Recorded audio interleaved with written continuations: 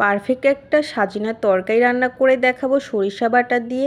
অনেকেরই কিন্তু সাজিনা দিয়ে সরিষা বাটা দিয়ে রান্না করলে বলে তিতা লাগে। পুরা টিপস সহ আজকে সাজিনা দিয়ে সরিষা বাটা দিয়ে রান্না করে দেখাবো।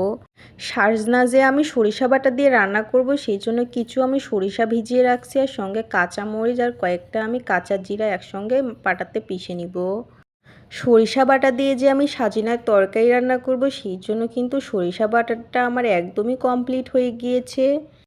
সরিষা বাটা তো কমপ্লিট হয়ে গিয়েছে। এখন সাজনা দিয়ে আলু দিয়ে যে সরিষা বাটা দিয়ে রান্না করব সেই জন্য সাজনাগুলো কিন্তু আমি সাইজ করে কেটে নিয়েছি। আপনারা এই সাইজ করে কেটে নিতে পারেন, আপনাদের যেরকম করে কেটে নিতে ইচ্ছা ওরকমভাবে কেটে নেবেন। আমি সঙ্গে আলু অ্যাড করেছি, আলু দিয়ে তারপরে সাজিনা দিয়ে সরিষা বাটা দিয়ে রান্না করব। সাজিনাগুলো তো পরিষ্কার পানি দিয়ে ধুয়ে নিয়েছি। কড়াইতে আমি তেল দিয়ে দিলাম পরিমাণ মতো। তেল দিয়ে দেওয়ার পরে তেলটা একটু গরম হয়ে গিয়েছে, কয়েকটা আমি গোটা জিরা দিয়ে দিলাম। তারপরে এই যে বেটে রাখা যে সরিষা বাটাগুলো বেটে রাখছিলাম ওই বাটা হচ্ছে সরিষা বাটাগুলো দিয়ে দিলাম। দিয়ে দেওয়ার পরে কিছুক্ষণ নেড়ে ছেড়ে কিন্তু আমি সরিষা বাটাটা কষিয়ে নিব। সরিষা বাটাটা তো কষিয়ে নিচ্ছিলাম, সামান্য আমি পানি দিয়ে দিলাম, নাহলে মশলাটা পুড়ে যাবে। এখন কিন্তু সরিষা বাটা দিয়ে যে আমি সাজনার তরকারি রান্না করব তিতা লাগবে।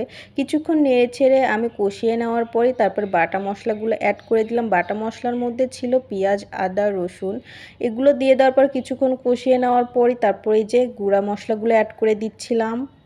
গুঁড়া মশলার মধ্যে কিন্তু হলুদের গুঁড়া, মরিচের গুঁড়া, ধনিয়ার গুঁড়া, জিরার গুঁড়া, ভাজা জিরার গুঁড়া এগুলো দিয়ে দেওয়ার পর আমি পরিমাণ মতো সব কিছু অ্যাড করে দিয়েছি। তারপরে যে পরিমাণ মতো আমি লবণ দিয়ে দিলাম। দিয়ে দেওয়ার পর নেড়েচেড়ে কিন্তু মশলাটা কষিয়ে নিতে হবে। সাজিনা দিয়ে যে আপনারা সরিষা বাটা দিয়ে রান্না, মেন উপকরণই হচ্ছে মশলা কষানো। যত ভালো করে কষিয়ে নেবেন এই সরিষা বাটাটা টেস্ট ততটাই ভালো লাগবে। অনেকেই কিন্তু এই সরিষা বাটা দিয়ে সাজিনা দিয়ে রান্না করলে বলে যে তিতা লাগে, কিন্তু এরকমভাবে যদি মশলাটা ভালোভাবে কষিয়ে নেওয়া যায় না, একটুও তিতা লাগে না। সরিষা বাটাটা কিন্তু আমার একদমই ভালোভাবে কষিয়ে নেওয়া হয়ে গিয়েছে। উপরে তেল ওঠা পর্যন্ত কিন্তু আমি কষিয়ে নিয়েছি ভালোভাবে। এখন কিন্তু আমি ধুয়ে রাখা সাজনা আর আলুগুলো দিয়ে দিব। আজকে কিন্তু আমি বেশি মোটা সাজনা দিয়ে কিন্তু সরিষা বাটা দিয়ে রান্না করতেছি না, মিডিয়াম সাইজের কিন্তু সাজনা দিয়ে কিন্তু আমি সাজনা সরিষা দিয়ে রান্না করতেছি। আর আমার না এরকম সাজনা দিয়ে সরিষা বাটা দিয়ে রান্না করে খেতেই বেশি ভালো লাগে। অনেকেই কিন্তু মোটা সাজনা বেশি পছন্দ করে, কিন্তু আমার ওরকম মোটা সাজনা কিন্তু একদমই পছন্দ না। ঢাকনা দিয়ে কিন্তু আমি সাজনার তরকারি একদমই ভালোভাবে কিন্তু কষিয়ে নিয়েছি। সাজনার তরকারি কিন্তু কষানো একদমই কমপ্লিট। এখন পরিমাণ মতো ঝোলের পানি দিয়ে দিব। যতটুকু ঝোলের পানি দিয়েছি এই পানিতেই কিন্তু আমার সাজিনা আর আলুটা কিন্তু পুরোপুরি সিদ্ধ হয়ে যাবে।